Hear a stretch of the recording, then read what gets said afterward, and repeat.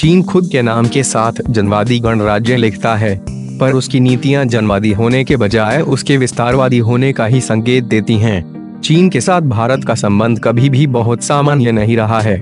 रिश्तों में कई ऐतिहासिक खटास होने के बावजूद नरेंद्र मोदी ने सत्ता में आने के बाद भारत चीन संबंध को अनुकूल बनाने की दिशा में अब तक का सबसे गंभीर प्रयास किया। उन्होंने सत्ता संभालने के कुछ ही महीने बाद सितंबर 2014 में मोदी ने शी जिनपिंग की अपने गृहनगर अहमदाबाद में भव्य स्वागत किया था और उन्हें झूले पर झुलाया था। शांति दूत बापू के साबरमती आश्रम भी मोदी शी को लेकर गए थे और चरखा कतवाया था। बाद में मोदी भी चीन के दौरे पर गए, लेकिन चीन की विस्तारवादी नीतियों के कारण यह गर्मजोशी जल्द ही हवा हो गई। बाद के दिनों में कड़वाहट अलग अलग रूप में दिखने लगी। वह एनएसजी में भारत की सदस्यता का विरोध करने की कोशिश हो या सुरक्षा परिषद में स्थायी सदस्यता का विरोध, चीन ने भारत पर हमला करने वाले पाकिस्तान के आतंकवादियों का भी हमेशा संयुक्त राष्ट्र संघ में बचाव किया। ऐसे में यह सवाल उठता है कि चीन आखिर क्यों भारत का एक अच्छा व स्वाभाविक मित्र नहीं हो सकता है। Centre for policy alternative society के प्रमुख मोहन गुरुस्वामी लिखते हैं, कुछ चीनी विशेषज्ञों ने दावा किया है कि 1962 के युद्ध में हुई शर्मनाक हार से भारत को अभी बाहर आना है।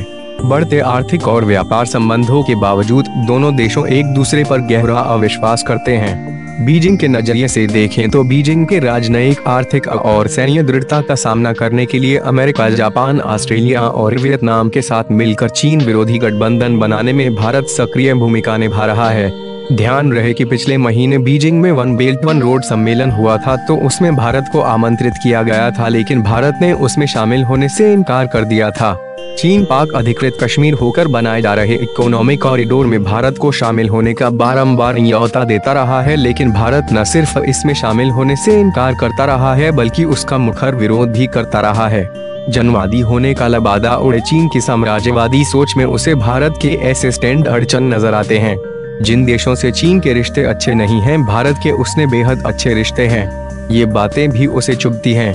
चीन के बौद्धिक वर्ग में यह धारणा है कि भारत 1962 के युद्ध की हार को भूला नहीं है।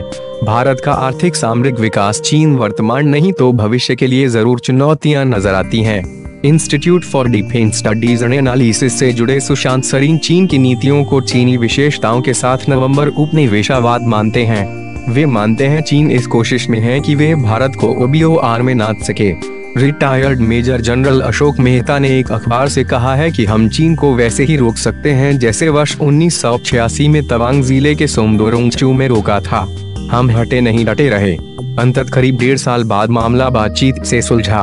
उनके अनुसार युद्ध से दोनों देशों को नुकसान होगा, इसलिए हमें अपनी ओर से युद्ध के बारे में नहीं सोचना चाहिए और न ही सीमा पर 1967 जैसी झड़प होनी चाहिए।